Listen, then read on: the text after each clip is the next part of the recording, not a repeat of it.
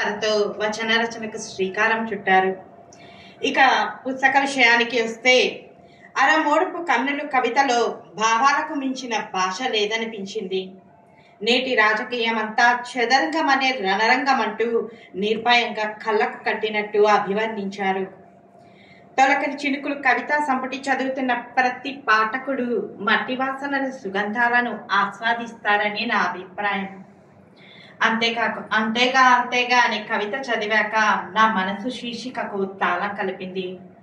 కాళోజీ నారాయణరావు గారు అన్నట్టు ఒకే ఒక సిరా చుక్క 1,00,000 మెదళ్లకు కదలికలాగే మీరు కూడా పిడికిలితో ఒడిసి పట్టి రాస్తున్న కవితలు ఎందరిలోనో దమ్ము ధైర్యాలను నింపాలని, మీ తొలకరి చినుకులు కవితా సంపుటి తొలకరిదే అయినపు అక్షర చినుకులు మహాసముద్రమై మీ కీర్తి అలలై ఎగిసి పడాలని మనస్ఫూర్తిగా కోరుకుంటున్నాను. ఈ తొలకరి చినుకులు తొలకరిగానే మిగిలిపోవద్దని, ఇంకా సమాజాన్ని ప్రశ్నించేంతగా మీ కలం దూసుకుపోవాలని కూడా నేను కోరుకుంటున్నాను. నాకు ఈ అవకాశం కల్పించినటువంటి పెద్దలకు మనస్ఫూర్తిగా ధన్యవాదాలు తెలుపుకుంటూ సెలవు తీసుకుంటున్నాను. ఆయన ఆసక్తి, ఆయన సాహిత్యాభిలాష, నరేంద్ర ఇంకా చాలా గొప్పవాడు అవ్వాలి, దేశం గర్వించదగ్గ కవి అవ్వాలి, రచయిత అవ్వాలి, అవుతాడు కూడా. ఎందుకంటే ఆయన సమయం ఉంటే ఎంతటి గొప్పవాడైనా అవుతాడు. ఆయన వినయం అవదేస్తుంది. ఇప్పుడు శ్రీ పురుషోత్తం గారిని ఆరుకొని వారు తమ సందేశాన్ని ఇవ్వాల్సిందిగా కోరుతున్నాను.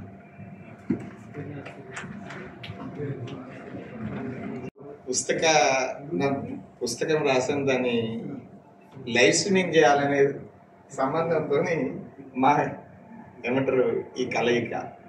సార్ మీరు అతిథిగా రావాలన్నారు, వచ్చాను. కానీ ఇక్కడ వచ్చిన తర్వాత మీరంతా మహామౌలు ఉన్నారు, ఇక్కడ మాట్లాడే పరిస్థితి లేదు. రెండోది నేను సుమారుగా ఆఖరి వక్తని, నాకు మిగిలింది కూడా ఏం లేదు. మా సీనన్న మాట్లాడిన తర్వాత ఈ పుస్తకంలో ఏముందో అంత అర్థమైపోయింది, అందరూ చెప్పినారు. కానీ నేను ఒక్క మాట ఏం చెప్తానంటే, యాజ్ ఎ జర్నలిస్ట్గా, జర్నలిస్టులకు కవులకు చాలా దగ్గర సంబంధం, అవినాభావ సంబంధం. జర్నలిస్టు సమాజాన్ని చూసి వార్తలు రాస్తాడు, స్పందిస్తాడు.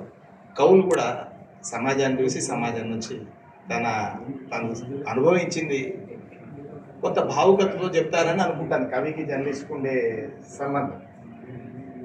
కానీ మొన్న జరిగిన తెలంగాణ ఉద్యమంలో అంటే ఒక కవులు, రచయితలు, ఉద్యమకారులు, ఇంకా ఈ పాటలు గాయకులు, ఈ కళలకు సంబంధించిన కూడా ఒక ఉద్యమాన్ని, ప్రజల్లో ఒక మార్పును అసలు సాధించలేదనుకున్న ఒక పెద్ద టాస్క్ని సాధించినారు. వీటన్నిటి కారణం ప్రధానంగా నేను చెప్పిన ఈ వర్గాల నుంచి వచ్చిన రాజకీయ ఉద్యమం పక్కకు పెడితే ప్రజల్లో సుమారుగా దశాబ్దాల కాలంగా ఆ స్ఫూర్తిని అట్లనే కంటిన్యూ చేసే క్రమంలో కవులు, రచయితలు, గాయకుల పాత్ర. ఇందులో నాకు బాగా నచ్చింది ఏంటంటే ఫస్ట్ పేరు తొలకరి చినుకులు. సార్ మీరు ఎవ్రీ ఇయర్ ఒకసారి తొలకరి చినుకు వస్తూనే ఉంటుంది కాబట్టి నూతనంగా ఎప్పటికప్పుడు మీరు కవితలు రాసుకోవచ్చు. కొడుకునో బిడ్డనో గంటాడు ప్రతి సంవత్సరం శాశ్వతంగా. అది ఆ ప్రసవ వేదన ఎంత ఉందో, ఎట్లా ఉంటుందో అమ్మకు తెలుసు, మనకు తెలియదు. ఆ బాధ, ఆ భావన కూడా ఆయన అనుభవించి ఉంటాడు. కానీ ఈ పుస్తకం ఈ కొడుకుని చూసిన తర్వాత, బిడ్డను చూసిన తర్వాత అందరూ ఎట్లా మెచ్చుకుంటారు. ఇవాళ ఆయనకంటే అంతకంటే పెద్ద ఆనందం మీకు మనకు దొరకదు. అదేవిధంగా ఇలా నాకు అంటే ఒక కవి ఏం కోరుకోవాలి సమాజానికి సంబంధించి, ఒక జర్నలిస్ట్ కూడా ఏం కోరుకోవాలి, సమాజంలో మార్పు కోరుకోవాలి. జనరల్గా కవులు అంటే ఏముంటుంది, ఏదో భావుకథలో ఉంది. మేము చదువుకున్నప్పుడు ఉండే కవి అంటే ఏదో భావవేషంలో తనకు నచ్చిన ఒక నెచ్చలినో ఎవరినో ఊహించుకుంటూ కవిత్వం అంటే అట్లా ఉండాలనే క్రమం నుంచి ఇవాళ ఇలా చూస్తుంటే సమకాలీన సమస్యల మీద నరేంద్ర బాబు గారు రాశారు. అంటే ఈ సమాజంలో ఒక మనిషిగా ఆయన పడే వేదన ఏందో ఆయన అనుభవించింది కాబట్టి ఇవాళ ఇటువంటి మంచి కవితలు, చాలా మంచి కవితలు, ఇటువంటి మంచి కవితలు, సమాజాన్ని ఉద్ధరించే కవితలు ఇచ్చినటువంటి నరేంద్ర బాబు గారికి ఇక వేల దండాలు. నాకు ఈ అవకాశం ఇచ్చిన నరేంద్ర బాబుకి ధన్యవాదాలు. Thank you. నరేంద్ర చిన్న మనిషి అయిపోతున్నాడు. ఎందుకంటే ఆయన ఇందాక ప్రతి సంవత్సరం ఒక బిడ్డను కనాలని పురుషోత్తం గారు అన్నారు. ఆయన ఆనందంతో చిన్న మనిషి అయిపోతున్నారు. ఇప్పుడు కవికి ఎందుకు ఆఖరిసారిగా మాట్లాడడం ఇస్తారంటే, అందరిది విన్న తర్వాత ఏం మాట్లాడాలో తెలియని సందిగ్ధావస్థలో ఉంటాడు కవి. నిజంగా నరేంద్రబాబుకి ఏం తెలియదు, ఏం మాట్లాడాలో కూడా అతను రిహార్సల్స్ వేసుకుని వచ్చి ఉంటాడు బహుశా. ఎందుకంటే 10 గంటలు నిర్విరామంగా కారు నడుపుకుంటూ వచ్చాడు. నేనైతే ఫ్లైట్లో వస్తాను, కాశీ నా జీవితంలో నేను ట్రైన్లో వెళ్ళను. 2 గంటల్లో శంషాబాద్ ఎయిర్పోర్ట్ నుంచి వారణాసిలో దిగుతాను, అక్కడ పని చూసుకుంటాను, మళ్ళీ ఫ్లైట్కి వస్తాను. ఒక జీవితం, ఒక వయసు వచ్చిన తర్వాత అది సుఖం కాదు. సమయానికి నరేంద్ర చాలా విలువ ఇవ్వాలి మనం. భార్య పిల్లలతోటి 10 గంటలు కష్టపడి రాత్రి సరిగ్గా కూడా భోజనం చేయకుండా కారు డ్రైవ్ చేసుకుంటూ మీ భార్య పిల్లలు ఇక్కడికి వచ్చినందుకు నిజంగా నరేంద్ర, నా సోదరుడివి నువ్వు. నిన్ను అభినందించకుండా ఉండలేకపోతున్నాను. ఎందుకంటే నాకు తెల్లవారుజామున కొంచెం భయం వేసింది. నాకు నరేంద్ర ఫోన్ రావాలి, నేను ఫోన్ చేయను సాధారణంగా. అలాగే నేను చెప్పలేను ఇది వద్దు అని. ఈ సందిగ్ధ అవస్థలో నేను మధ్యలో కొట్టుమిట్టాడతాను. మన మీద మనకు నమ్మకం ఉండొచ్చు, విధి మీద మాత్రం మనం అజమాయిషీ చేయలేం. ఎన్నో వేల సంఘటనలు రోజు చూస్తున్నాం. కొంచెం భయపడ్డాను, ఏంటి ఈ సమయం ఇలా రావడం, నేను ఒక ప్రధాన కారకుడిని ఈ ప్రోత్సాహానికి, ఇక్కడికి రప్పించడానికి, దీన్ని ఇనిషియేట్ చేయడానికి. కాబట్టి ఏంటి నరేంద్ర ఇప్పుడు వస్తున్నాడు, ఎందుకంటే నేనే నరేంద్ర, నరేంద్రే నేను. కొద్ది కాలంలో అంత ఆప్తమిత్రులు అయ్యాం. కాబట్టి నీ కష్టం ఈరోజు ఇక్కడ ఫలితంగా కనిపించింది, దాని రిజల్ట్ కనిపించింది. ఇంతమంది ఆశీస్సులతో మేడం మమత, నీ పిల్లలు ఎప్పుడు కూడా చాలా ఆయురారోగ్యాలతో ఉంటారు. ఖచ్చితంగానే మీ అమూల్యమైన సందేశాన్ని డాక్టర్ నరేంద్ర బాబు సింగూరు తన అభిప్రాయాల్ని, తన భావోద్వేగాన్ని ఇక్కడ పంచుకోవాల్సిందిగా కోరుతున్నాను. ఎందుకంటే భావోద్వేగం గుండెల మాటను ఉంటుంది, కన్నీళ్లు కనురెప్పల మాటలు ఉంటాయి. మనం చెప్పలేము, ఈ 2 భావాల్ని మనం వ్యక్తీకరించలేము. ఆధ్యాత్మం చెందాలి. ఒక్కొక్కసారి అనిపిస్తుంది నాకు, ఎందుకంటే నిత్యం దేవాలయాల్లో 25 సంవత్సరాల నుంచి ఉద్యోగం చేసి ఈశ్వరుడి సన్నిధిలో ఆయన పానుపట్టం దగ్గర కూర్చుంటాను నేను, కాళహస్తిలో వాయులింగేశ్వరుడి దగ్గర. మీకు ఒక అద్భుతమైనది చెప్తాను. భగవంతుడు ఉన్నాడో లేడు అని చంద్రశేఖర్ ఆజాద్ గారికి తెలియదు, కానీ భగవత్ శక్తిని చూసే ఆలయాలను దర్శించాను నేను. కాశీ, అరుణాచలం అగ్నిలింగం, శ్రీకాళహస్తీశ్వరుడి దోర్చటి, అక్కడ గొప్ప విశేషం ఉంది. తలుపులు వేసేసిన తర్వాత వెలిగించిన దీపాలు గాలికి ఊగుతాయి. నేను 40 నిమిషాలు కూర్చుంటాను పానిపట్టం మీద స్నానం చేస్తుంటాను. ప్రాతకాలం, ప్రదోషకాలం. ఆ ప్రదోషకాలంలో స్నానం చేసేటప్పుడు పానిపట్టం వారు అర్చకులు కూడా ముట్టుకోకుండా వేడి నీళ్ళు స్నానం చేస్తారు. అయ్యవారికి 5 సర్పాలు పైన ఉంటాయి. ఆ సర్పాల లోపల నుంచి గాలి వచ్చి ఆక్సిజన్ లోపల ఉంటారు. తలుపులు అష్టదిక్పాలకులు కాపలా ఉంటారు ఆ వాయులింగానికి.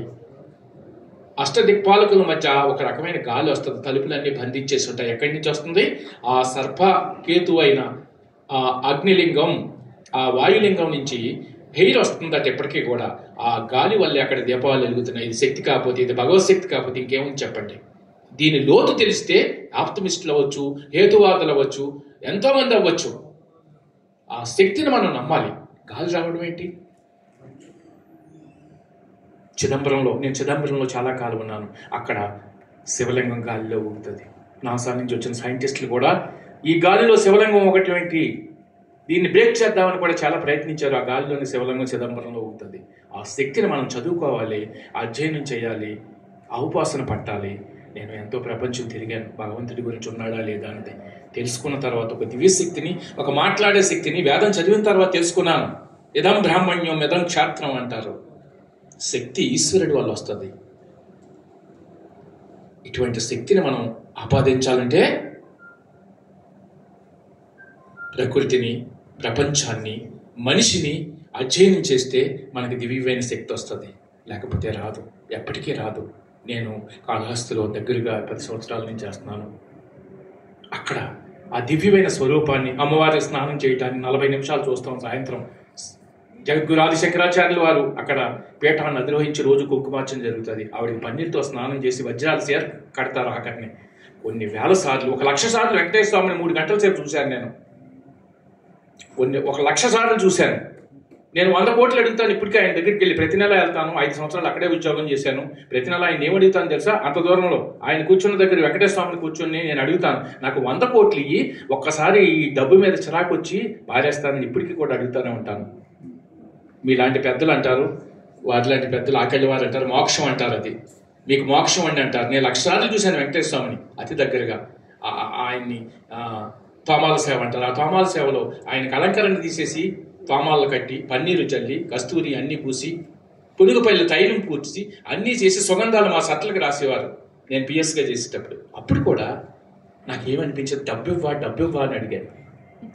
నాకు డబ్బు కావాలి, డబ్బు మీద వ్యామోహం పోవాలి, వైరాగ్యం రావాలి, చిరాకు రావాలి, ఆ కట్టలు దూరంగా పారేయాలి అనుకున్నాను. డబ్బు సంపాదించాలనే తపన లేకుండా వైరాగ్య స్థితిని ఇచ్చాడు, కానీ కోట్లు మాత్రం ఇవ్వలేదు, ఇలాగే ఉంచాడు. ఇదంతా మీకు ఆధ్యాత్మికంగా దైవం గురించి చెప్పాలని ఏదో 4 మాటలు చెప్పాను. ఇప్పుడు నా మిత్రుడు, నా సోదరుడు డాక్టర్ సింగూరు నరేంద్ర బాబు గారు మాట్లాడతారు. ఎప్పుడెప్పుడు నేను చిన్నప్పుడు రాసుకున్నవన్నీ కూడా పక్కన రాసి, ఇవి కవితలా లేకపోతే నేను రాసుకున్న వాటికి నా అనుభూతులకి అక్షరాలా అని పక్కన పడేశాను. బట్ ఒకసారి చూసి అలా పరికించి చేసినది కవితల రూపంలో తెద్దామని ఎప్పటి నుంచో అనుకున్నాను, కానీ 2 సంవత్సరాలు పట్టింది. యాక్చువల్గా ఈ పుస్తక సమస్య కోసం మొత్తం అంతా ఒక పేపర్లో రాసి ఫస్ట్ పంపించాను పుత్తూరు సీతారామరాజు గారికి. సార్ ఇవి కవితలు అంటారా అని. ఆయన నవ్వి మీరేమనుకుంటున్నారు అన్నారు. నేనైతే మాత్రం నా అక్షరాలకి, నా అనుభూతులకి ఇవన్నీ అక్షరాలు సార్, ఇవి నేను కవితలే అనుకుంటున్నాను. అయితే వేసేయండి అన్నారు. సో అప్పుడు మొదలైంది. ఆ తర్వాత కొన్ని సంఘటనలు ఎలా ఉంటాయంటే, నేను ఇప్పటికే నమ్ముతాను, ఈ రాతలన్నీ నేను రాసుకున్నా సరే నా తలరాత మాత్రం విధాతదని నా ప్రకటన నమ్మకం. ఎందుకంటే కొన్ని పరిచయాలు ఎలా జరుగుతాయంటే చాలా విచిత్రంగా ఉంటాయి. ఆ విషయంలోనే ఆకలి గారితో పరిచయం అయిన తర్వాత ఆయన అన్నారు, ప్రతి మనిషికి ఒక విజిటింగ్ కార్డు ఉంటుంది, మీ విజిటింగ్ కార్డు ఏంటి అన్నారు. నేను తీసి ఇచ్చాను. ఇది కాదు మీ విజిటింగ్ కార్డు. అప్పుడు అన్నారు, ఈ పుస్తకమే మీకు విజిటింగ్ కార్డు అవ్వాలని. ఆయన రాసిన ఒక డైలాగ్ ఉన్నా, ఎంతమంది మనిషిని జనంలో వచ్చిన ఒక చిన్న ట్యాబ్లెట్ నమ్ముతారు కదా, ఆ టైప్లో ఆయన ఏంటంటే ఒక మనిషికి ఒక విజిటింగ్ కార్డు ఉండాలన్నారు. అప్పుడు ఆలోచించాను.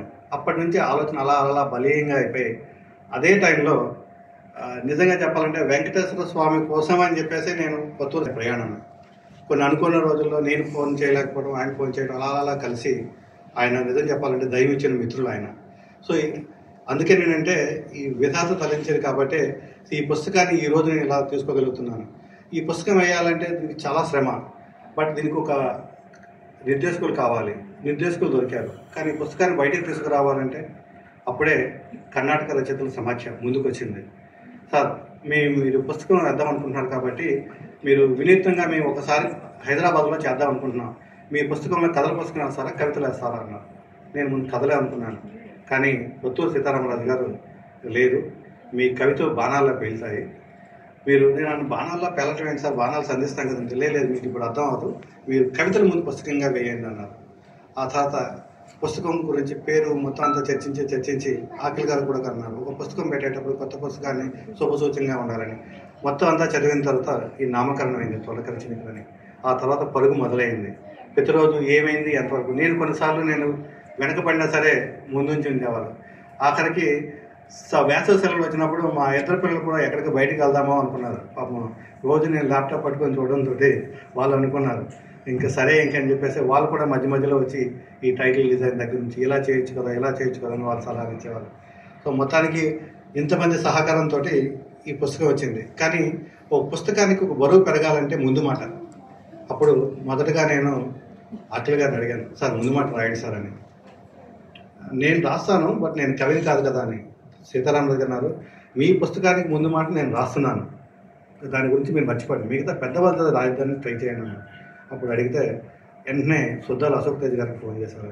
ఆయన చదివి ఆయన రహస్య తంత్రిక మీటింగ్లో ఆయన మనసును కదిలించిందని చెప్పి ఒక వాక్యం రాసి అప్పటికప్పుడు పేపర్ పెన్ తీసుకొని రాసి వాట్సాప్లో పంపించారు. నిజంగా అనుకున్నాను, నాకు తెలియకుండా నా కళ్ళ నుండి నీళ్ళు వచ్చాయి. ఇది ఏ పూర్వజన్మ చేసుకునే పుణ్యమో తెలియదు. ఎందుకంటే ఇంతమంది మహానుభావులు నా పుస్తకానికి పరిచయం రాయటం, తర్వాత ఈ పుస్తకానికి ఇంత సేవ చేయడానికి యాక్చువల్గా ఏంటంటే అందరూ వాళ్ళకి సేవ చేస్తారు, బట్ అన్ఫార్చునేట్లీ వాళ్ళు ఈరోజు నాకు సేవ చేసే విధంగా అయిపోయింది. ఎందుకంటే నాకంటే ముందు వాళ్ళు వచ్చారు, నేను ఒక 2 రోజుల ముందు రావాలి, బట్ అనివార్య కారణం వల్ల రాలేకపోయాను. వాళ్ళు 2 రోజుల ముందు వచ్చారు. అజాద్ గారు ఇప్పుడే ఆయనకి కేంద్ర సాహిత్య అకాడమీ అవార్డు వచ్చింది, ఆయన కూడా ఒక రోజు లీవ్ పెట్టుకొని ఆయన కూడా ముందు వచ్చేసారు. ఈరోజు ఎన్నో కార్యక్రమాలు ఉన్నా సరే ఆకిళ్ళ గారు పక్కన పెట్టి ఆయన కూడా వచ్చారు. బట్ నేను మాత్రం ఏదో గెస్ట్లా మాత్రం టైం 10 గంటలకు వచ్చాను. ఈలోగా ఏ కార్యక్రమం చేయాలని అన్నీ మొత్తం ఉన్నాను. ఈలోగా ఆఖరికి వెనక నుంచి మొత్తం అంతా ఒక్కొక్కరు తెలిస్తే ఆఖరికి నాకు ఎంత సంతోషం వచ్చిందంటే ఈ సభలో ఇంతమంది పెద్దలు రావటం అనేది ఒక ఎత్తు. తర్వాత దయకృష్ణ శర్మ గారు కూడా నేను అసలు ఊహించలేదు, ఆయన కూడా వచ్చారు. ఇవంతా అయిన తర్వాత నేను అనుకున్నాను, ఆయన అనేవారు ఇప్పుడు 6 ఉంటే సభ, 60 మంది ఉంటే మహాసభ అని. నాది సభనా మహాసభనే మా ఆవిడనేది. 6 ఆల్రెడీ ఉన్నారు కదా, సభలే అండి, పెద్ద సభ అయింది. ఈ సభ కోసం నా చిన్ననాటి స్నేహితులు, నాతో పాటు స్కూలింగ్ చదువుకున్న వాళ్ళు, పట్నాలు పైడరాజు, మిగతా వాళ్ళు ఎక్కడెక్కడో ఉన్న విజయవాడ నుంచి మేము వస్తామని చెప్పి లీవులు పెట్టుకుని వచ్చారు. తర్వాత నాతో పాటు ఇంజనీరింగ్ చదువుకొని నా కవితలు భరించిన వాళ్ళు కూడాను ఇక్కడ వచ్చారు. మొత్తం అంతా వాళ్ళు ఎక్కడ సాఫ్ట్వేర్లో చేస్తున్నారు, మిగతా రైల్వేస్లో చేస్తున్నారు. అయినా సరే ఈరోజు శనివారం వాళ్ళకి సెలవు లేకపోయినా హాఫ్ డే పర్మిషన్ తీసుకొని వచ్చారు. ఈ కార్యక్రమం ఎలా చేయాలి, ఎక్కడ నాకు ఇదంతా కొత్తగా నాకు క్లాస్మేట్ కమ్ స్టూడెంట్ ఆయన ఏమన్నా మా అక్క ఉన్నది, నేను చెప్తాను, నువ్వేం భయపడకు అని చెప్పేసి వాళ్ళ అక్కను పంపించారు, రమాగారిని. ఆవిడే మొత్తం అంతా పర్యవేక్షణ చేసి ఈ ఫంక్షన్కి మీకు ఇది ఉండాలి, తర్వాత మీరు అన్నీ చేయాలని చెప్పేసి మొత్తం అంతా మిగతా కార్యక్రమాలు చేసి, అయ్యో వచ్చిన వాళ్ళకి ఏమైనా తినడానికి ఏమైనా అరేంజ్ చేశారా అని చెప్పి అన్నీ వాళ్ళే మొత్తం అంతా వెనకుండా చేసి ఒక్కొక్కరు మొత్తం ఏంటంటే ఇది టీం వర్క్, ఇది ఒకళ్ళ మనిషి వల్ల కాదు అనేది మాత్రం నిరూపించారు. సో యాక్చువల్గా ఈ పుస్తకానికి నేను ముందుగా మాత్రం కృతజ్ఞతగా చెప్పాలంటే పొత్తూరు సీతారామరాజు గారు, ఆకేళ్ళ గారు. ఎందుకంటే ముందు ఆయన ఆలోచన, ఈయన ఆచరణ, ఈ 2 అయిన తర్వాత మా ఇంటి వాళ్ళ సహకారం, ఈ 3 లేకపోతే నేను ఇక్కడ నిల్చోలేను. యాక్చువల్గా ఈ వద్దామంటే మీరు ఒకలే బస్సులో వెళ్ళండి, ఇది కౌలు సభ కదా అని. కానీ వాళ్ళు లేని రోజు వాళ్ళకి ఆల్రెడీ నా పుట్టినరోజు ఉండవన్నారు. వాళ్ళు మొత్తం అంతా సరే వస్తామని చెప్పి ఇంకా వాళ్ళు బయలుదేరారు. ఎలా తీసుకెళ్ళాలి ఆఖరి నిమిషం, ఇంకా అందుకనే ఆ దేవుడి మీద భారం వేసి ఆగకుండా ఇక్కడి వరకు డ్రైవ్ చేసుకుంటూ వచ్చాను. సో నిజంగా చెప్పాలంటే ఈరోజు వచ్చిన తర్వాత ఇంతమంది పెద్దల ముందు నేను కూర్చున్నానంటే నిజంగాను చాలా ఆనందంగా ఉంది. ఇంకా మాట్లాడాలన్నా ఏం మాట్లాడాలో అర్థం కాదు. ఇంకొక విషయం ఏంటంటే ఇక్కడికి వచ్చినంత వరకు నాకు ఈ సభని ఇలా జరపాలని, ఈ హాల్ని బుక్ చేయాలని కూడా నేను ఫోన్లో చెప్పాను మామిడి హరికృష్ణ గారికి. చేస్తే ఆయన ఓకే అన్నారు. అయిపోయింది అనుకున్నాను. టీ తాగదామని వెళ్ళి లోపలికి వచ్చి హాల్ ఎలా ఉంటుందో చూద్దామని చూస్తే, సార్ మీకు అలాట్ అయింది కానీ మీరు లెటర్ ఇవ్వలేదన్నారు. అంతే, ఉరుకులు పరుగులు, ఎక్కడ పేపర్ లేదు. వాళ్ళ దగ్గర పేపర్ తీసుకుని అక్కడే 2 అక్షరాలు రాసి అప్పుడే వెళ్తే మామిడి హరికృష్ణ గారు బయటకు వెళ్ళిపోతున్నారు. ఆయన చూసి అయ్యో నిల్చొనే సైన్ చేసి ఇచ్చారు, మీరు పర్వాలేదు మీరు చెప్పండి, నేను లేకపోయినా పర్వాలేదు, నాకు చీఫ్ మినిస్టర్ పిలుస్తున్నారని చెప్పి. యాక్చువల్లీ ఈ సభకి నేను చేస్తానంటే ఎంతోమంది మేము వస్తాం విశిష్టతలుగా అని చెప్పి వాళ్ళంతటి వాళ్ళు అనుకున్నారు. కానీ కొన్ని అనివార్య కారణాల వల్ల వాళ్ళంతా ఇప్పుడు పెద్ద పొజిషన్లో ఉండటం వల్ల, ఈ గవర్నమెంట్ చేంజ్ అయ్యే వల్ల వాళ్ళు రాలేకపోయారు. మిగతా కానీ ఈ కార్యక్రమానికి మాల్యాద్రి గారు ఆయన యాక్చువల్గా లాస్ట్ మినిట్ వరకు బయలుదేరుదాం అనుకున్నారు, చైర్మన్ కర్ణాటక రచయితలు.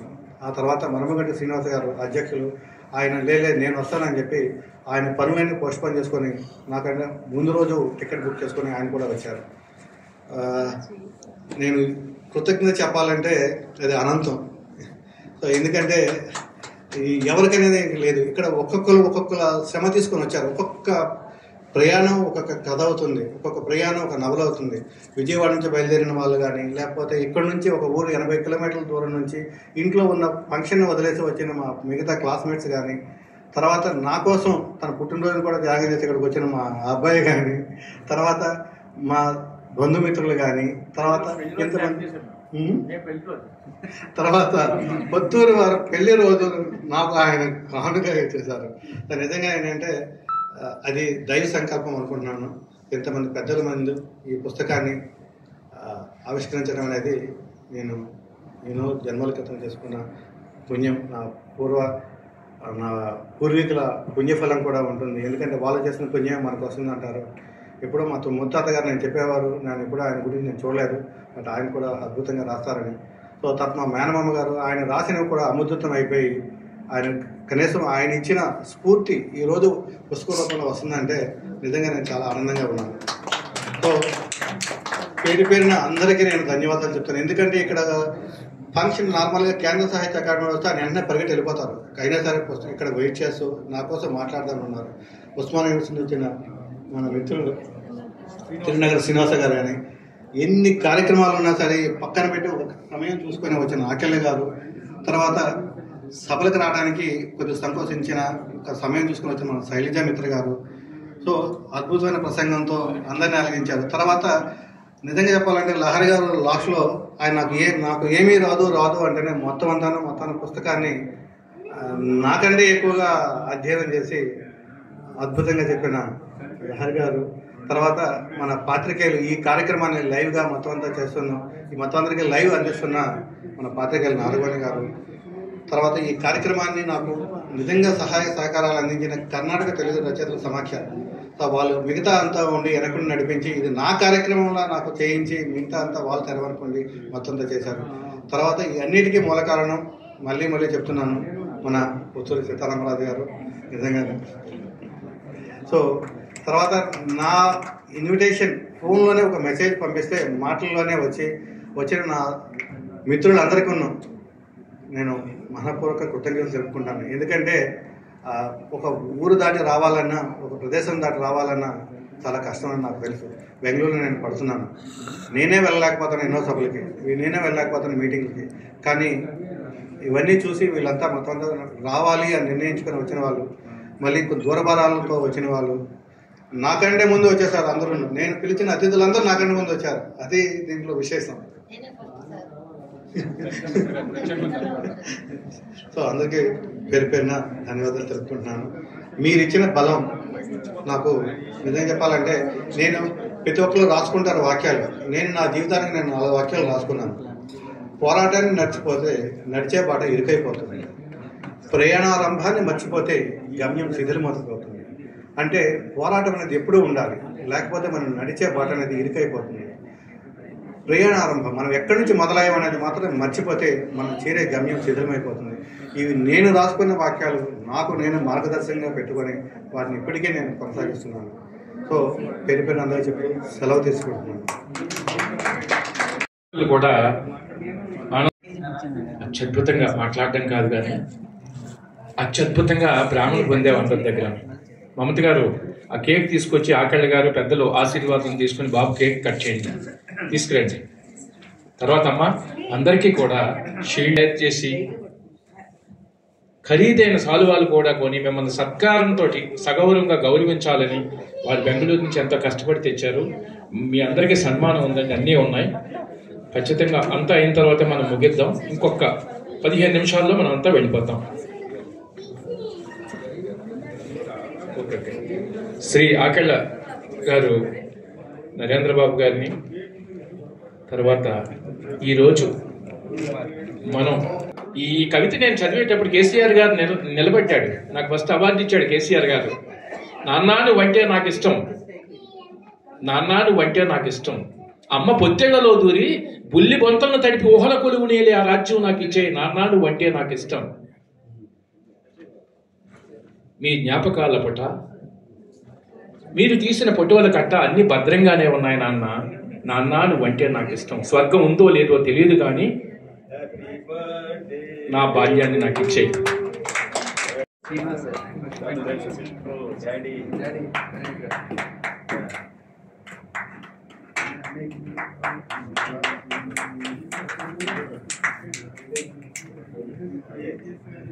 సంస్కృతిలో కూడా హ్యాపీ బర్త్డే సాంగ్ పాడతాం.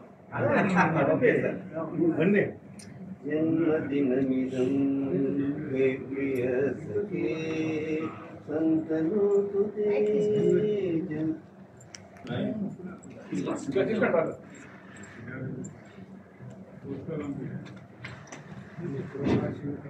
ఇది సాంస్క్రిట్లో హ్యాపీ బర్త్డే సాంగ్ అండి.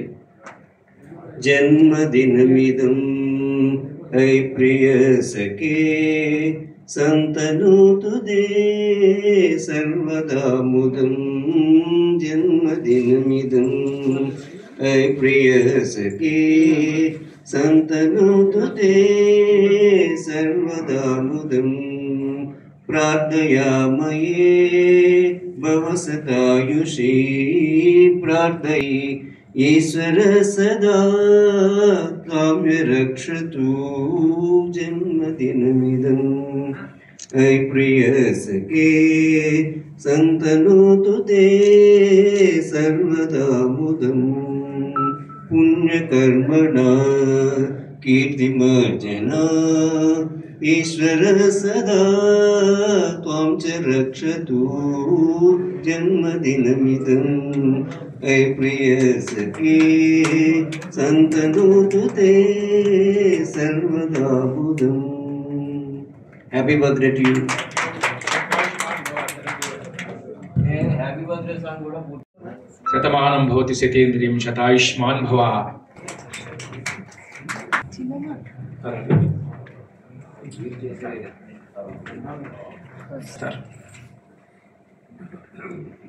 వీరంతా కలిసి తరువాత ఆకెళ్ల శివప్రసాద్ గారిని సత్కరిస్తారు. వారు అమూల్యమైన సమయాన్ని ఇచ్చి ఈ సభకు రావడం అనేది చాలా మహోత్కృష్టమైన పరిస్థితి. వారి ఆశీర్వాదం నిజంగా నాకు చాలా ఆనందమే. నిత్యం వేదం చదివించి యజ్ఞం చేయించే ఉద్యోగంలో నేను ఉన్నాను కాబట్టి ఆ వేద ఆశీర్వచనం నాకు తెలుసు. దాని ఫలితం ఆకలి ఫలితం అది. ఇప్పుడు ఆకెళ్ల శివప్రసాద్ గారు ముందు కప్పండి, షాల్ కప్పండి. పెద్దల చేత ఏమంటారు? శ్రీనివాస్ గారు కూడా వెళ్ళండి. శ్రీనివాస్ గారు వెళ్ళండి.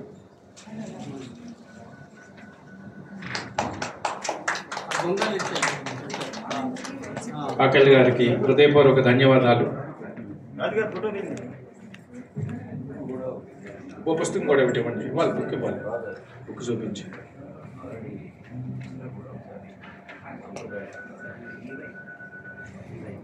నిజంగా నరేంద్ర గారు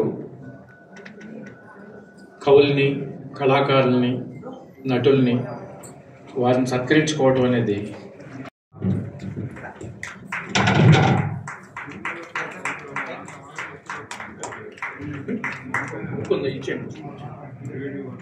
చాలా అద్భుతమైన అందమైన దృశ్యం. వారికి మనపూర్వక అభినందనలు తెలియజేస్తున్నాను. చాలా సంతోషం ఆకెళ్ల గారు. అద్భుతమైన, ఎందుకంటే నిజంగా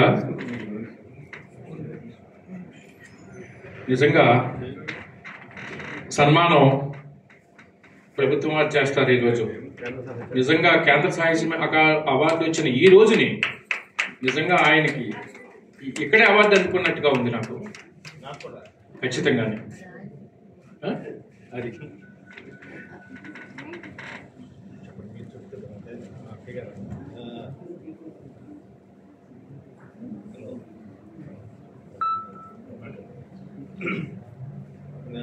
హలో, నిజంగా కూడా నేను పొద్దున్నే ఇక్కడ బయలుదేరదామని చెప్పేసి ఇప్పుడే స్నానం చేయడానికి వెళ్ళాను. ఇంతలో మా మిస్సెస్కి ఫోన్ వచ్చేసింది. ఫోన్ వచ్చి మీ ఆయనకి స్వీట్ పెట్టి చెప్పమ్మా, సాహిత్య అవార్డు వచ్చిందని చెప్పారు. వెంటనే బయటకు వచ్చినాక భోజనం కూడా చేయాలి. ఇంకా భోజనం చేయాలనిపిస్తుంది కదా ఒక్కోసారి. సరే వచ్చినాక వీళ్ళందరికీ చెప్పి వాళ్ళ మంచి సందర్భం మన నరేంద్ర గారు ఈ సందర్భంలో ఇక్కడ వచ్చిన కాడి నుంచి నాకు వస్తానే ఉన్నాయి ఫోన్స్ కానీ ఇలా ఒక అరుదుగా జరుగుతుంటాయి. మా వాడి పెళ్లి రోజు, అట్లాగే వీళ్ళ బాబు పుట్టినరోజు, ఈ పుస్తకం ఆవిష్కరణ రోజు, తర్వాత ఢిల్లీలో ఎవరన్నా ఏమన్నా కానివ్వండి. ఇప్పుడు ఆకేళ్ళ నాకు తొలి సెలవు పెట్టాడు మన నరేంద్ర బాబు గారు, వీళ్ళందరూ. ఇదే నాకు తొలి సన్మానం. మీ అందరికీ ధన్యవాదాలు. ఆ భగవంతుడు ఇలా తీర్చాడేమో. నిజంగానే ఆయన సభలో నేను సన్మానించాలనుకున్నాను. నాకు ఇష్టమైన వ్యక్తులను సన్మానిస్తున్నాను ఈరోజు. పుస్తకం కూడా ఇవ్వండి.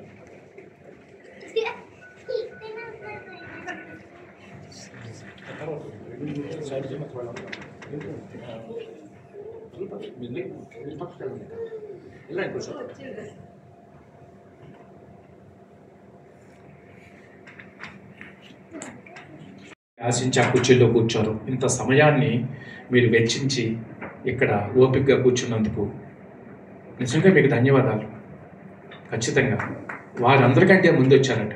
నేను బాధపడ్డాను వాళ్ళు ఫోన్ చేస్తేనే. నిజంగా అది చాలా సంతోషం. అమ్మ మీకు ప్రత్యేకమైన ధన్యవాదాలు.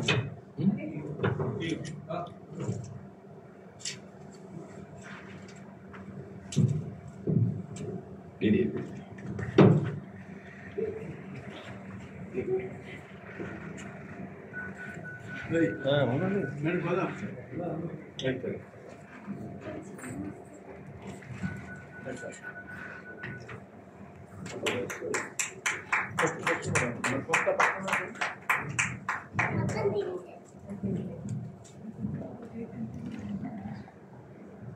నిజంగా కవులకి కావాల్సింది, రచయితలకు కావాల్సింది స్థాయికి ఎదిగిపోయే మంచి కవిత్వం రాసి ప్రశంసలు పొందుతున్నారు. వారికి కూడా నా ధన్యవాదాలు చెప్తూ వారికి కూడా సన్మానం చేయాలని కోరుకుంటున్నాను. పుస్తకం కూడా ఇవ్వండి, ఒక బుక్ కూడా ఇవ్వండి.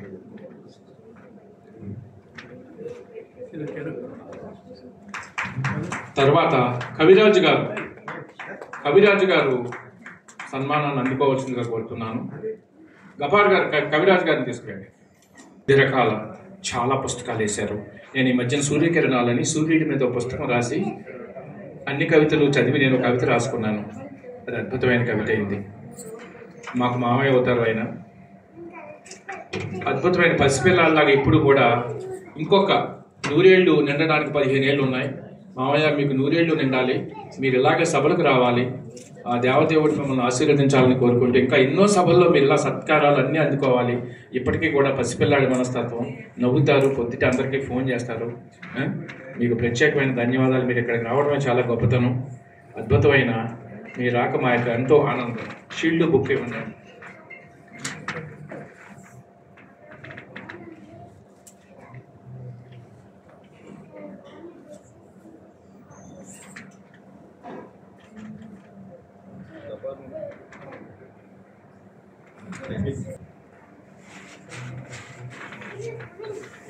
బుక్ కూడా ఇవ్వండి, ఆయన పుస్తకం కూడా.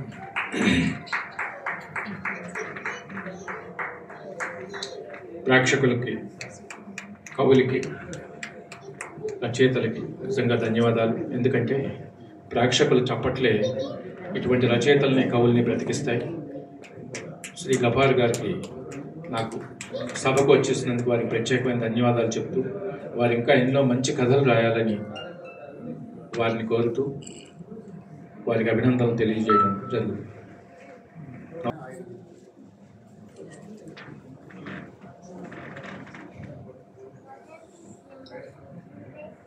చాలా సంతోషం అండి. స్త్రీ లేకపోతే మగాడే కాదు, ప్రపంచం లేదు, సృష్టి లేదు, ప్రకృతి లేదు, ఏమీ లేదు.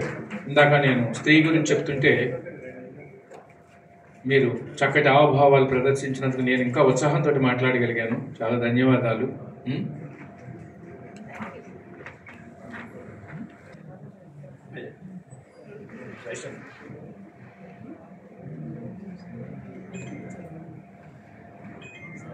ధన్యవాదాలండి పురుషోత్తం గారు. మీరు ప్రముఖ జర్నలిస్టు, మీకు ప్రత్యేకమైన అభినందనలు తెలియజేస్తున్నాను. సో దానికి మాకు చాలా సంతోషంగా ఉంది. సీతారామరాజు అభినందనలు తెలుపవలసిందిగా ఈ కార్యక్రమానికి రూపకర్త ఆయన మొత్తం దీనికి చక్కగా నిర్వహించడానికి కారణం వారికి అందరూ చప్పట్లతో శుభాకాంక్షలు, కృతజ్ఞతలు తెలుపవలసిందిగా కోరుతున్నాం.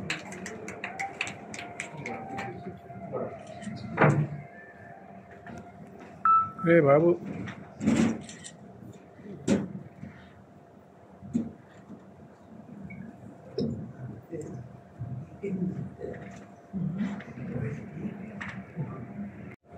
Look. కర్ణాటక తెలుగు రచయితల సంఘం బాధ్యులు వారికి సత్కారం జరుగుతుంది. వారికి మరింగంటి శ్రీనివాస్ గారికి శుభాకాంక్షలు తెలియజేస్తూ అందరు అభినందనలు తెలుపవలసిందిగా కోరుతున్నాను.